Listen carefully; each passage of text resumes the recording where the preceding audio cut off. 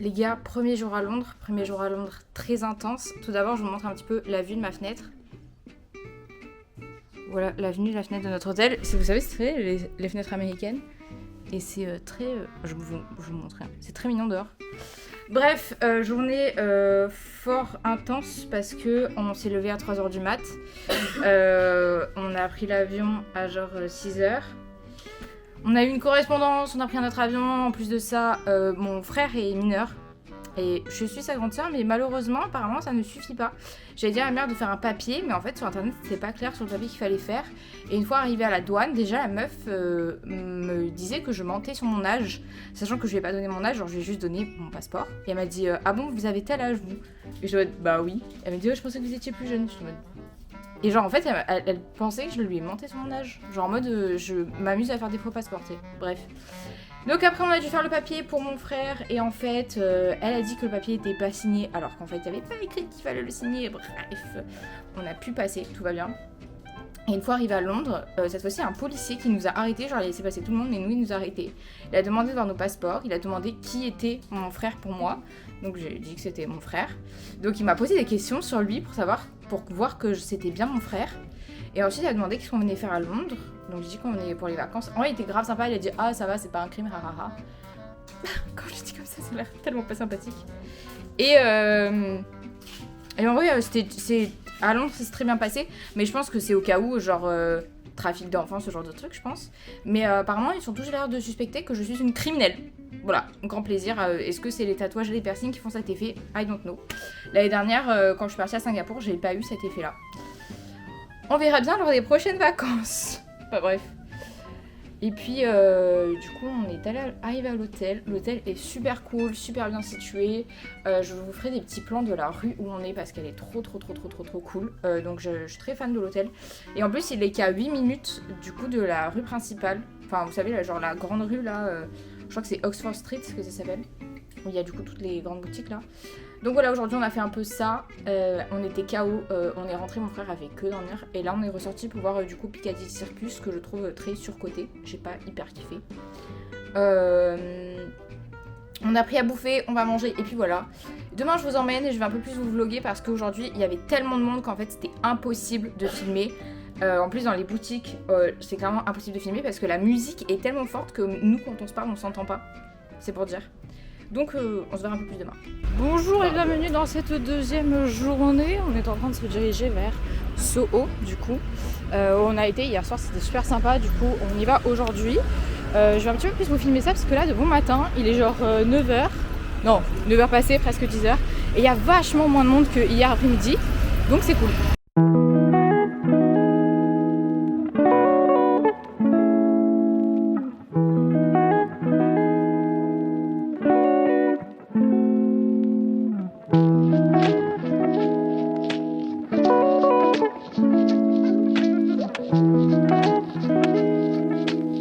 D'arriver à Soho et il y a les magasins qui vont bientôt ouvrir. Au moment on se balade un peu, on regarde un peu les magasins qu'on va faire. Il y a beaucoup de boutiques, genre par exemple Brandy Melville ou Shoe Dude qu'on ne trouve pas du tout en France. Voilà.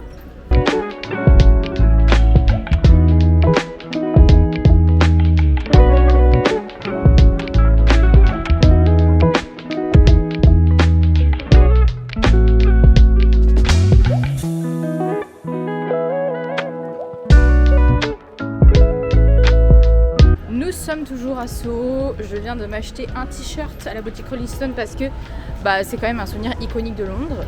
Et là on se dirige vers le Carhartt, puis ensuite on va aller à Cecil Court. Toujours plus bas ma caméra. On va aller à Cecil Court là où il y a le truc Harry Potter. Mais c'est pas possible.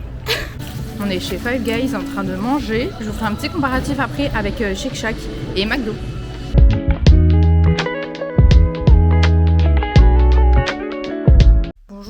Matin, on est le 3e jour à Londres. Ma caméra, voilà, elle veut pas capter mon visage.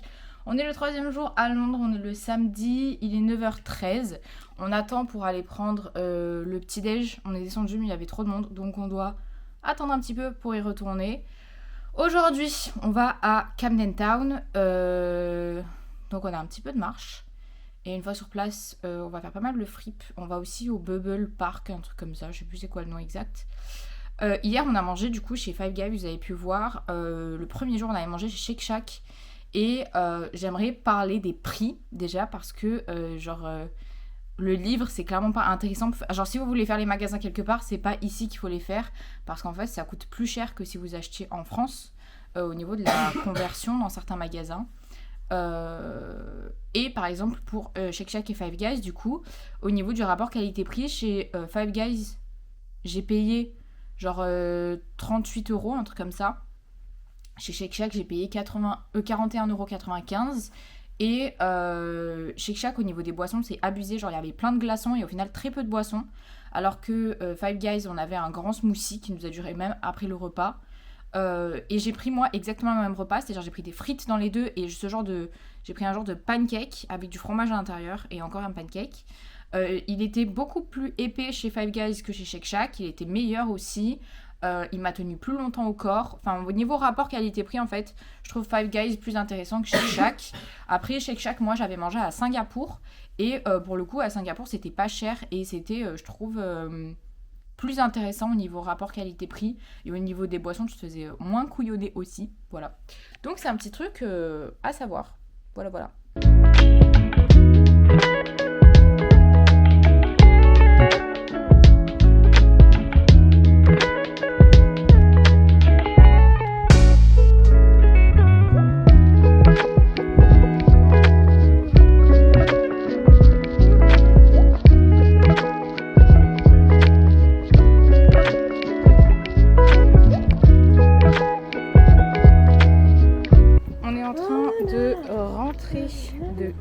Mais ma caméra. Nous sommes en train de rentrer de Camden. C'était sympa, mais je m'attendais pas trop à ça. Comment dire de fou. Ouais, un petit peu surcoté. Et en fait, normalement à la base, Camden c'est surnommé le quartier punk. Bah écoutez, on a vu. Genre en fait, les punks qu'il y a, c'est. J'imagine que c'est des. Non mais. Ouais, ça c'est un peu la base du punk. Mais j'imagine que ce sont des vrais punks, mais c'est des punks qui sont là pour les photos des touristes en fait. Et je trouve ça un peu dommage. Et au niveau des. Moi je m'attendais à ce qu'il y ait grave des fripes punk, gothique et tout. Et genre on en a vu 3 ou 4 quoi. Donc un petit peu déçu. Puis on est arrivé, il y avait déjà des gens en train de se battre. Ouais, voilà. Un petit peu déçu. Et devenu très touristique en fait. Petit retour à l'hôtel. Là on se repose un peu et on ressort dans quelques heures pour aller pour retourner à Oxford Street parce que mon frère veut retourner voir Urban Outfitters, voilà. Et en fait il y a une partie de la rue qu'on n'a pas fait, donc on va aller là-haut la faire. Voilà. Donc aujourd'hui on a été ce matin en tout cas, on a été à Camden Town. Je sais pas si ça s'appelle Camden Town. Bref, on a été à Camden du coup, qui est censé être à la base le quartier punk. Je pense que c'est devenu tellement touristique qu'il y a plus grand chose de. Enfin, je trouve qu'il y a plus grand chose de punk dans ce quartier. Moi, je m'attendais à ce qu'il y ait énormément de fripes et de boutiques gothiques, emo, grunge, punk, voilà. Et en fait, genre, il y avait 2-3 magasins, genre gothiques, beaucoup de trucs de groupes de musique, genre Nirvana, tout ce truc-là et tout. Mais en fait, je trouve que c'était pas des vraies boutiques punk et tout, comme on peut trouver par exemple parfois à Aix-en-Provence ou même à Paris, par exemple. Donc ça m'a un petit peu déçue et je trouve que ça, enfin c'est, genre je pense que si tu veux des vêtements punk, faut pas aller à Camden. Genre je pense qu'il y a énormément d'autres quartiers où il doit y avoir des vraies boutiques punk. Je pense que c'est devenu un quartier qui est genre juste 100% touristique. Il y a carrément des gens qui t'arrêtent pour te donner des cartes pour aller te faire percer tatouer.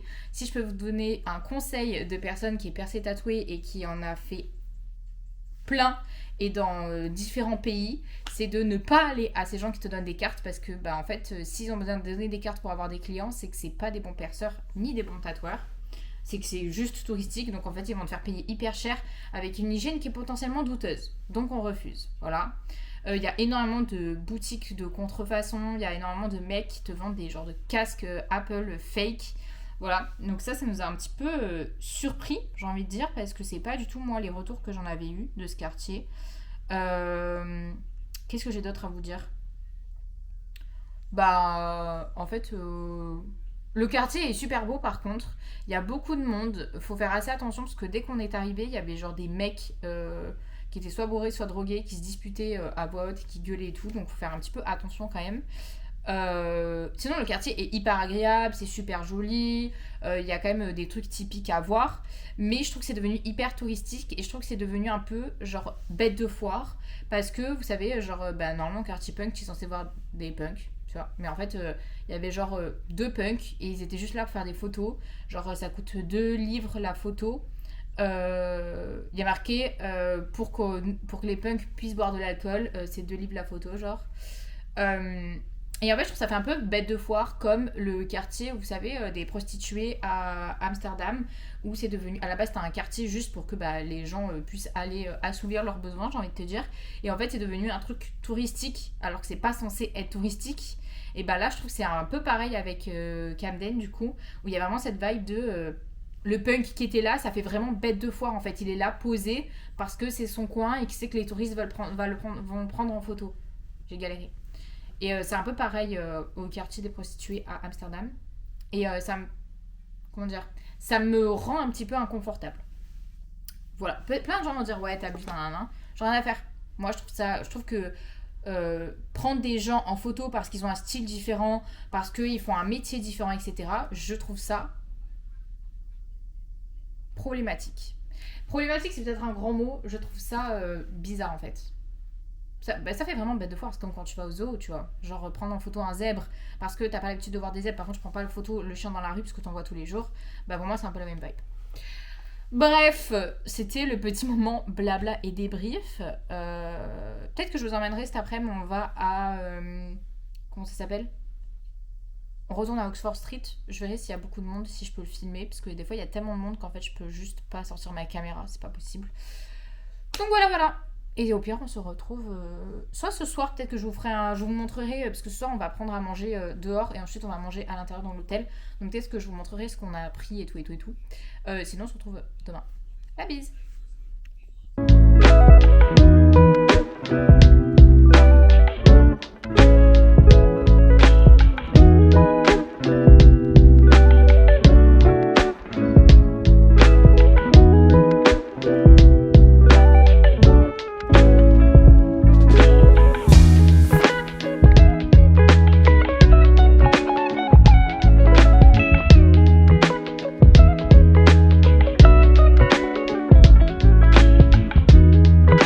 Bonjour vous, on est dimanche. J'ai fait quelques plans aujourd'hui mais je vous ai pas beaucoup parlé parce que on est retourné à Sceaux parce que mon frère n'avait pas trouvé de souvenirs pour lui de Londres. Donc on est allé faire d'autres fripes qu'on n'avait pas encore fait. J'ai pas trop filmé parce que je suis pas hyper à l'aise de filmer dans les magasins ici. Il y a souvent écrit de pas filmer dans les fripes, donc voilà, j'ai pas filmé. Mais là je vais vous faire un petit haul de ce que moi j'ai trouvé à Londres. J'ai pas trouvé grand chose mais j'ai quand même trouvé quelques trucs. Si j'ai un conseil à vous donner, c'est de pas venir forcément faire du shopping à Londres parce que le taux de change n'est pas du tout intéressant et qu'en fait, à part une boutique qui était intéressante, tout le reste, deux trucs qui étaient intéressants, mais je vous expliquerai. Le reste n'était pas forcément hyper intéressant. Donc à part si vous venez pour les fripes, faire les magasins, genre des magasins basiques qu'on peut acheter en ligne et tout, je trouve que ça vaut pas le coup. D'ailleurs, je pense que c'est un truc peut-être dont je parlerai dans un vlog ou pas, je sais pas, ça dépend si ça vous intéresse ou pas. Mais des points positifs et négatifs de voyager à Londres, des trucs à savoir, etc. C'est peut-être une vidéo à part que je pourrais faire qui pourrait être intéressante parce que moi j'ai été déçue sur pas mal de trucs. Il y a pas mal de trucs qu'on m'a pas dit. Mais bref, commençons pour ce haul. Alors, j'ai toutes mes petites affaires qui sont dans des pochettes comme ça. C'est des pochettes que j'ai achetées sur internet pour ranger ses affaires quand je pars en voyage dans des valises. C'est absolument pratique et je ne voyage plus sans ça. Alors non, c'est pas le premier truc que j'ai acheté. Mais le premier truc que je vous présente, c'est ça, c'est un pins de Crocs. Si vous ne me connaissez pas, je suis très fan de Crocs, je porte tout le temps des Crocs, j'adore les Crocs. Et j'adore les pins de Crocs, et ça c'est une petite chaîne, et j'en voulais trop un depuis un moment. Ce qu'il y a, c'est que en fait sur le site de Crocs il y a quand même 5€ de livraison, voilà, et que là il était à 6 livres, donc ça m'a fait 7,95€ sans la livraison, donc en fait ça me revient moins cher que si je l'avais acheté en ligne. C'est un des seuls articles, il n'y a que 2 articles où c'est le cas et il en fait partie. Et en plus le gars de la boutique où je l'ai acheté, la boutique c'est Schuh, S-H-U-H je crois, je sais pas comment on dit, bref. Voilà, le gars de la boutique était absolument trop gentil. Et il n'y en a pas beaucoup, je trouve, des gens gentils dans les magasins ici. Donc c'est à préciser. Je me suis acheté ces chaussettes New Balance. Voilà, parce qu'encore une fois, quand je porte mes Crocs, j'ai pas beaucoup de belles chaussettes courtes. Donc du coup, je voulais m'en racheter. Donc voilà, il y a la rose comme ça, la orange et la verte. Voilà, ça, c'était 14 €. Je les ai payés 14 €. Je sais pas si je les ai payés 14 €. Bref, en tout cas, c'était 13 livres. Voilà. Ensuite, j'ai acheté des petits souvenirs pour mes parents. Je leur ai pris des chaussettes de chez Happy Socks avec des souvenirs de Londres. Voilà. J'ai également acheté des lacets pour mes Doc Martens parce que sur le site en France de Doc Martens, ils étaient à 5 €, mais il y avait aussi 5 € de frais de livraison, donc je trouvais ça cher. Et là, ils étaient à 5 € sans frais de livraison, donc c'était intéressant. Et qu'est-ce qu'on a d'autre? Je crois que pour cette pochette-là, c'est tout ce qu'on a et c'est déjà pas mal. Maintenant, on va passer aux vrais vêtements dans la prochaine pochette.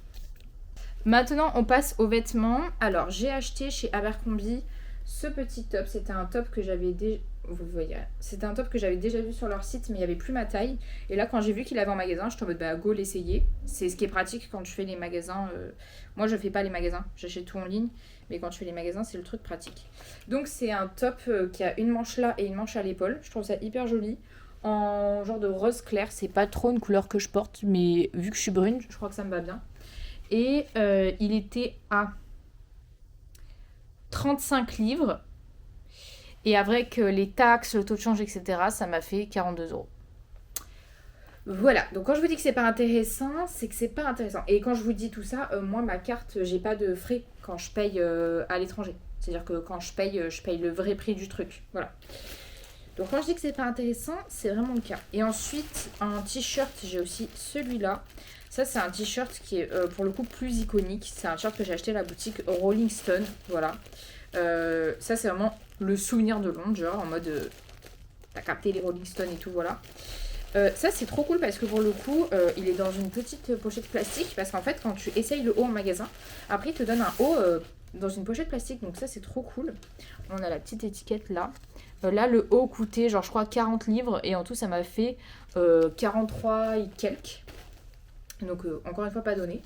Et le t-shirt est comme ça. Genre, il y a écrit Rolling Stone avec un dragon que je trouve trop stylé. Et dans le dos, on a ça. Voilà. Je le trouve trop trop cool. Et ça, je suis vraiment contente parce que pour le coup, c'est un truc que je trouverais pas ailleurs.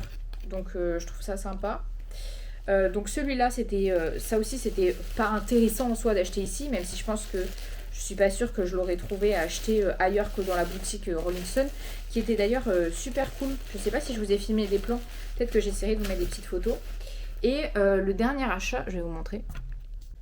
Le dernier achat que j'ai fait, c'était mon deuxième achat le plus intéressant. C'est quelque chose que je comptais déjà en fait acheter en France, mais je comptais acheter quand je rentre parce que je voulais pas acheter avant de partir, sachant qu'il allait être livré quand je serais pas là, etc. Et en fait, je l'ai trouvé ici en magasin. Donc du coup, j'ai pu l'essayer et heureusement en fait que je l'ai trouvé ici en magasin parce que sinon, si je l'avais commandé en France, je l'aurais pas pris dans la bonne taille. Donc j'ai eu beaucoup de chance là-dessus et il m'a revenu, enfin ça m'a fait moins cher que si je l'avais acheté en France. Je vous explique. Donc, le vêtement, il va plaire à personne, mais c'est pas grave. C'est ce short, je sais pas si vous le voyez, c'est un short baggy qui est très long. De toute façon, vous me le verrez certainement porter cet été. Que du coup, j'ai pris en taille XS. Comment vous dire que j'ai revendu tous mes vêtements XS. Et c'est une folie de l'avoir pris en XS, mais en fait, c'est tellement large que voilà. Il a plein de poches et tout, je l'adore. Donc ça, je l'ai acheté chez Urban Outfitters. Et alors, normalement... je savais qu'il était à 59 € en France. Là, il n'y a pas marqué le prix en livres. Ah si, là, il était à 46 livres. Ok. Donc moi, en France, si je l'avais acheté sur le site d'Urban Outfitters, il était à 59 €, sachant qu'il y a 4,99 € de livraison. Donc ça m'aurait fait genre 65 €, un truc comme ça. Là, il était à 46 livres et en fait, j'avais... Donc du coup ça fait 59 €, donc il était à 59 €. Et en fait j'avais 10% de réduction, donc ça me l'a fait à 51,50 €, un truc comme ça. Donc je l'ai pour moins cher que si je l'avais acheté en France. Et en plus j'ai pu du coup prendre la bonne taille, parce que si je l'avais acheté en France je l'aurais pris en S. Et il me serait allé trop grand. Donc je suis très contente d'avoir pu l'essayer. Mais en gros, voilà, j'ai pas. Moi, quand je suis venue, je comptais acheter énormément de trucs parce qu'il y a beaucoup de boutiques Hollister et que je m'habille beaucoup chez Hollister. Il y a beaucoup de boutiques Urban Outfitters et je m'habille beaucoup chez Urban Outfitters. Genre là, mon haut, c'est Ed Hardy que j'ai acheté chez Urban Outfitters par exemple. Et en fait, j'ai pas trouvé grand chose. Et le peu de trucs que j'ai trouvé, quand j'ai vu le taux de conversion, vu que c'était pas intéressant, je préférais rentrer en France et commander en ligne que d'acheter là en magasin. Ça me revenait beaucoup plus cher. Donc il y a pas mal de trucs que du coup j'ai pas acheté. Voilà.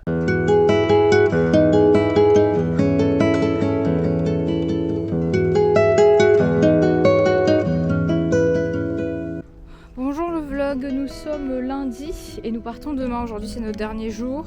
Aujourd'hui on fait vraiment des trucs de touristes. Bon, même si jusqu'à présent on a quand même fait pas mal de trucs de touristes. Aujourd'hui là on est à Hyde Park. Je vais vous faire quelques plans un peu sympas. Le parc est très grand mais on a entendu des écureuils mais on n'en a pas vu encore. Après on va au musée d'histoire naturelle. J'ai réservé nos billets pour 13h. Voilà, donc il faut qu'on y soit à 13h. Après ça je pense qu'on va manger. Et après on va au parc Saint-James, du coup le parc où il y a les écureuils. Ensuite on va à Buckingham Palace et finalement on finit par le Big Ben. Voilà, donc plus grosse journée. Je viens de faire notre enregistrement pour nos billets d'avion demain. Voilà quoi.